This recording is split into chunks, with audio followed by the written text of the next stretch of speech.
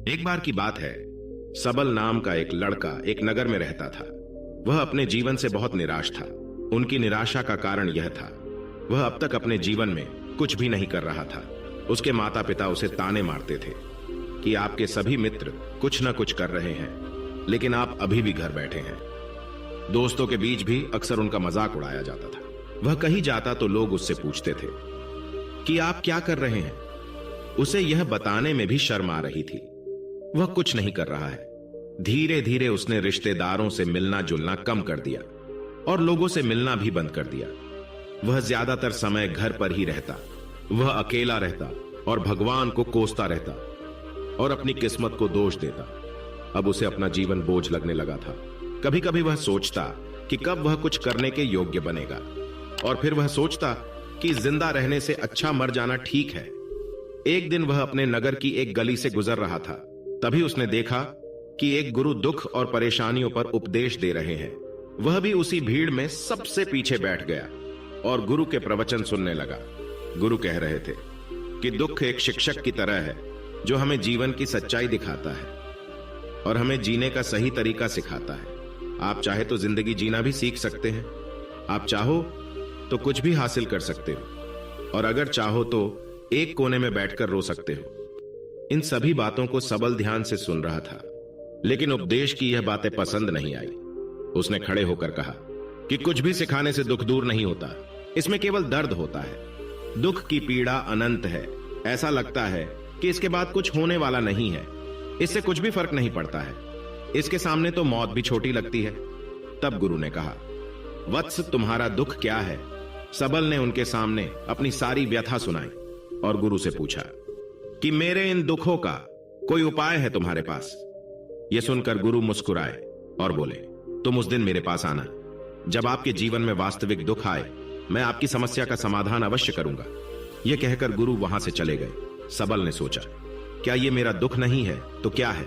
मैं जिस दर्द से गुजर रहा हूं वह असली दुख नहीं है क्या? मेरा दुख कोई नहीं समझ सकता। जब मां बाप नहीं समझते तो भला गुरु क्या समझेंगे?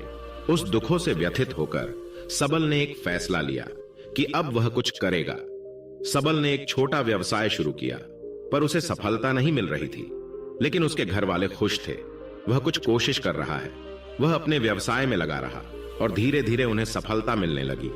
फिर उसने रफ्तार पकड़ी और केवल 3 साल के अंदर ही वह एक बड़ा बिजनेसमैन बन गया। अब सबल के आसपास ऐसे कई लोग थे जो उसकी परवाह करते थे, जो उससे प्यार करते थे। अब उनके परिवार के सदस्य भी उसकी तारीफ करते करते थकते नहीं थे। दिन ब दिन उसके मित्रों की संख्या बढ़ती जा रही थी। अब वह अपनी जिंदगी से बहुत खुश था। उनके कुछ दोस्तों ने उन्हें सलाह दी कि जब तुम एक बड़ा बिजनेसमैन बनकर बहुत खुश हो तो सोचिए आपको कितनी खुशी होगी अगर आप इस शहर और इस राज्य के सबसे बड़े बिजनेसमैन बन जाते तो कितने लोग आपसे जुड़ना चाहेंगे, आपकी कितनी बड़ी ख्याति होगी और स्वयं राजा भी आपसे दोस्ती करना चाहेंगे और जरूरत पड़ने पर आपसे पैसे भी उधार लेंगे। दोस्तों की यह बात सबल के मन में बैठ गई। अब वह और पैसे कमाने की कोशिश करने लगा, लेकिन उसे यह सब बहुत ही जल्दी चाहिए था। वह समय बर्बाद नहीं करना चाहता था। वह अधिकांश समय इन चीजों को प्राप्त करने में लगाने लगा। इसलिए वह ऐसे काम करने लगा जो सही नहीं थे। उसने पैसे उधार लेना शुरू कर दिया। उसके दोस्तों से पैसे की मात्रा और अधिक मुनाफा कमाने के लालच में वह अपने माल में मिलावट करने लगा। उसने अन्य व्यापारियों के खिलाफ भी साजिश रची और उन्हें डराकर भी उसे किसी चीज में सुख नहीं मिल रहा था। एक दिन सबल अपनी गाड़ी से कहीं जा रहा था। तभी रास्ते में उसे गुरु का आश्रम दिखाई दिया। वह रुका और गुरु के पास जाकर बोला, गुरुजी, आपने मुझे कहा था जब कभी जीवन में सच्चा दुख आए तो चले आना। अब मैं बहुत दुखी हूं। मेरी नींद हराम हो गई है। मुझे कहीं भी शांति नहीं मिल रही है। इस प्रकार सबल ने अपनी सारी समस्याएं गुरु को बताई। गुरु ने कहा, जब तुम पहली बार मुझसे मिलने आए थे तब भी तुम किसी दुख में थे। आपने उस दर्द से क्या सीखा? सबल ने कहा कि सिर्फ सोचने और चिंता करने से कुछ नहीं होता। अपनी दृष्टि को सच करने के लिए मेहनत भी जरूरी है, और सिर्फ मेहनत करने से कुछ नहीं होता, परिणाम भी मिलना चाहिए। जब आपको लगे कि आपका लक्ष्य हासिल नहीं होने वाला है, तब राह में चाहे कितनी भी मुश्किलें आ जाए, मन कितना भी निराश क्यों ना हो, अब कुछ नहीं होने वाला है, तब खुद आत्मविश्वास करे, मैं जो भी कर रहा हूं उसमें अवश्य सफल होऊंगा। लोग केवल सफल लोगों का सम्मान करते हैं। कोई कितना भी अच्छा क्यों ना हो, वह हमेशा लोगों की नजरों में बोझ बने रहते हैं। यह सब सुनकर गुरु मुस्कुराए और बोले, यह वास्तविक दुख नहीं है। अपने जीवन में वास्तविक दुख आए तब मेरे पास आना, मैं उसे ठीक कर दूंगा। सबल ने जाते समय गुरु को सोने के सिक्कों से भरा घड़ा भेंट किया। घड़े को देखकर गुरु ने कहा कि यह मेरे किसी काम का नहीं है, उस पेड़ के नीचे गड्ढा खोदकर गाड़ दो। सबल ने घड़े को पेड़ के नीचे दबा दिया। जैसा कि गुरु ने बताया उसने वैसा ही किया और वहां से चला गया। कुछ दिनों से कारोबार ठीक चल रहा था, लेकिन व्यापार के गलत तरीके के कारण धीरे धीरे उसे व्यापार में घाटा होने लगा।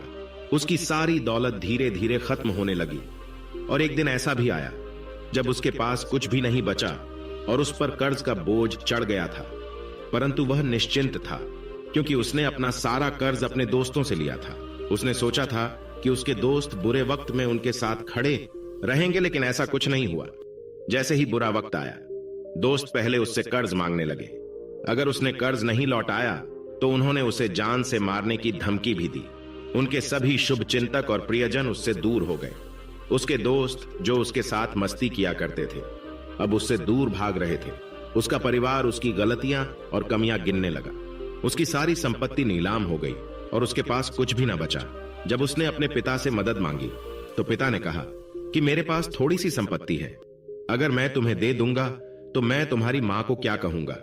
यह संपत्ति हमारा अंतिम सहारा है। सबल के मन में गहरा दुख छा गया। उसके आसपास कोई नहीं था उनके दुख को समझ सके। लोगों के इस विश्वासघात के कारण वह अंदर से टूट चुका था। वह सोचने लगा कि अब जीने का कोई मतलब नहीं है, अब मौत ही मेरा सहारा है। वह आत्महत्या करने के लिए पहाड़ी पर जा रहा था। तब उसे याद आया कि उस गुरु ने उससे कहा था, तब मेरे पास आना जब तुम्हारे जीवन में वास्तविक दुख हो। सबल गुरु के पास गया और अपनी सारी व्यथा सुनाई। आंखों में आंसू लिए उसने कहा, हे गुरुदेव, मेरे दुख का निवारण कीजिए। तब गुरु ने कहा कि जब जीवन में असली दुख आए तब मेरे पास आना, मैं इसे जरूर ठीक करूंगा। सबल ने कहा कि यह क्या है, मेरी जिंदगी में दुख नहीं है तो आखिर असली दुख क्या है। गुरु ने सबल से कहा कि पहले आप मुझे बताओ कि आपने अपने दुख से क्या सीखा। तब सबल ने कहा कि मैंने वह सीखा, जो लोग हमारे जीवन में आते हैं वह हमारी सफलता और प्रगति के कारण वो हमें धोखा जरूर देंगे, क्योंकि बुरे समय में वे हमारे साथ नहीं खड़े होंगे। वे अच्छे समय में ही हमारा फायदा उठाएंगे और बुरे समय में हमें छोड़ देंगे।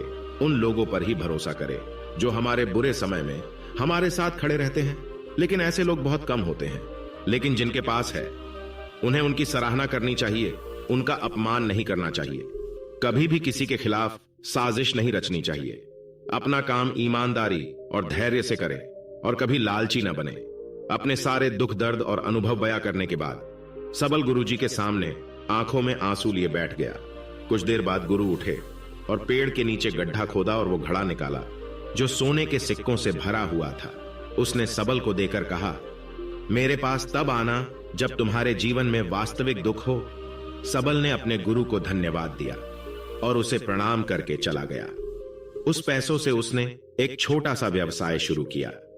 अब वह छोटा व्यापारी बनकर भी खुश था। उसने पूरी लगन और ईमानदारी से कारोबार किया और जल्द ही वह अपने शहर का एक बड़ा व्यापारी बन गया। उसका जीवन सुख सुविधाओं से भरा हुआ था। लेकिन कोई कितना भी अच्छा क्यों ना हो, लेकिन जीवन में दुख आता है, तो सबल के जीवन में भी दुख आया। अपने माता पिता की मृत्यु हो गई। वे दोनों एक ही दिन मर गए। सबल अपने माता पिता से बहुत प्यार करता था, इसलिए उनके निधन से उन्हें गहरा सदमा लगा। अंतिम संस्कार किया गया। उसने अपने माता पिता का शव जलते हुए देखा तो उसका मन बेचैन हो उठा। उसके मन में कई सवाल उठने लगे। वह घर वापस आ गया।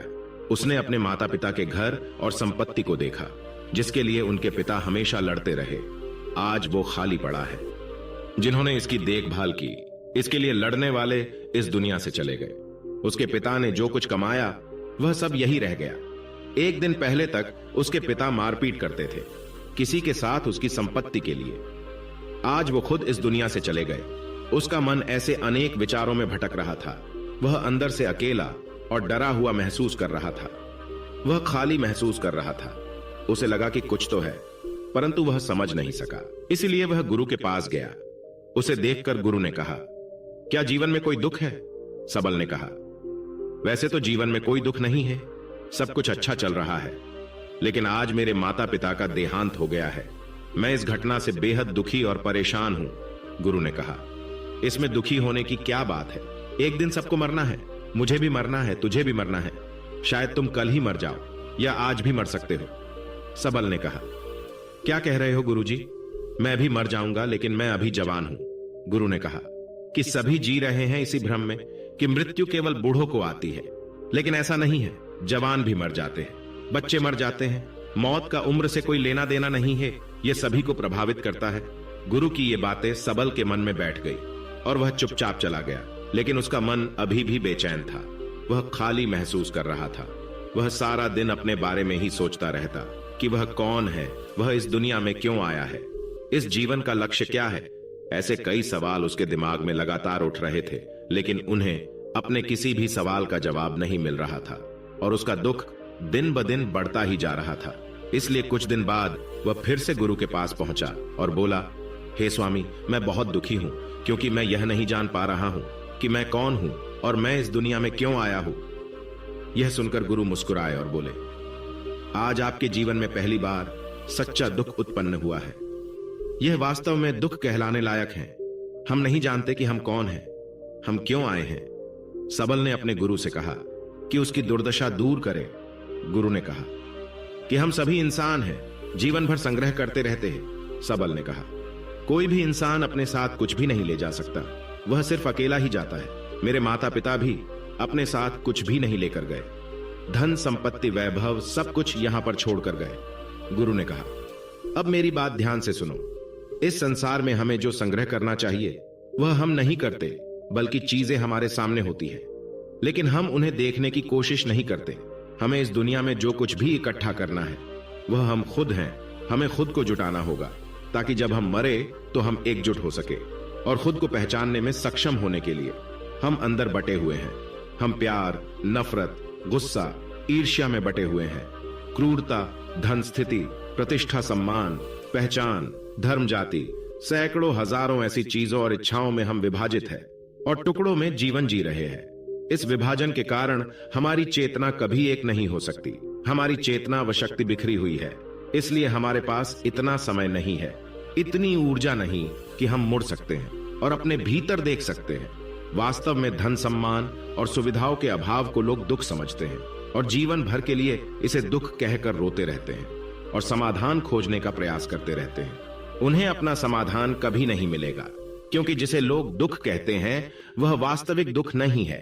यह सिर्फ एक आदमी की इच्छा है। उसकी इच्छा कभी पूरी नहीं होती, इसीलिए व्यक्ति को कभी उनके प्रश्नों का समाधान नहीं मिलता। इसलिए इन सब से परे यदि आप अपने दुखों का परम समाधान चाहते हैं तो सबसे पहले खुद को समेटना होगा। इस दुनिया से अपनी ऊर्जा वापस ले लो और इकट्ठा करो। अपने आप पर ध्यान केंद्रित करो, स्वयं पर ध्यान दो। अपने मृत्यु से पहले अपने आप को जानने की कोशिश करो। बिखरो मत, सबल ने कहा। गुरुजी, क्या हम इस संसार को छोड़ दें? हमारी सभी इच्छाओं को मार देना चाहिए। किसी से प्रेम नहीं करना चाहिए, धन संग्रह नहीं करना चाहिए, सम्मान की आशा छोड़ देनी चाहिए। गुरु ने कहा कि भावनाओं और इच्छाओं से ऐसे बिखरे हुए मनुष्य में से बाहर निकल आओ, जैसे कोई पत्थर पहाड़ से अलग होकर गिरे तो जिस पर पर्वत का कोई कंट्रोल नहीं होता, सिवाय देखने या परेशान होना और कुछ खोना। ठीक वैसे ही बिखरे हुए मनुष्य की इच्छाएं बेकाबू और दर्दनाक है। उसका अनियंत्रित मन इच्छा करता रहता है और कल्पना करता रहता है और यह दुख देता है। लेकिन जब एक व्यक्ति अपने मन को एकत्र करता है तो वह जो कुछ भी करता है वह उसके नियंत्रण में होता है। फिर उसकी इच्छा से इच्छाएं भी उत्पन्न होती है। फिर सबल ने कहा कि आपने मेरे असली दुख का समाधान कर दिया। आपका बहुत बहुत धन्यवाद। अब से मैं खुद को समेटने और खुद को तलाशने की कोशिश करूंगा। गुरु ने कहा कि मानव शरीर में बहुत ऊर्जा और शक्ति है, लेकिन यह फालतू के कामों में बटा हुआ है, बेकार की बातों में लगा हुआ है। यह एक बहुत ही शक्तिशाली मशीन की तरह है और वह बिना सोचे समझे अपनी शक्ति बर्बाद कर रहा है और बिना किसी नियंत्रण के। इसीलिए इस शक्ति पर ध्यान दे, अपनी चेतना और इसे इकट्ठा करे। सबल को अपने प्रश्नों का उत्तर मिल गया। उसने अपने गुरु का धन्यवाद किया और चुपचाप चला गया।